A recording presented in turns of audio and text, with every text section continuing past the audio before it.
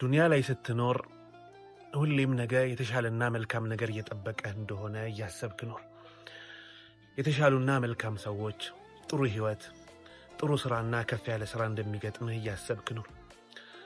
አና ዒንደ ظኒ ዓብዲ ቢ ይላል አላህ። ባሬ በጠረጠረኝ ቦታ ያገኘኛል ይላል። መልካምና የተሻለን ነገር ካሰብክና ከጠረጠርክ ከጠበቅ መልካምና የተሻለን ነገር ታገኛለህ። መጥፎን ከጠረጠርክ አይቀርልህም።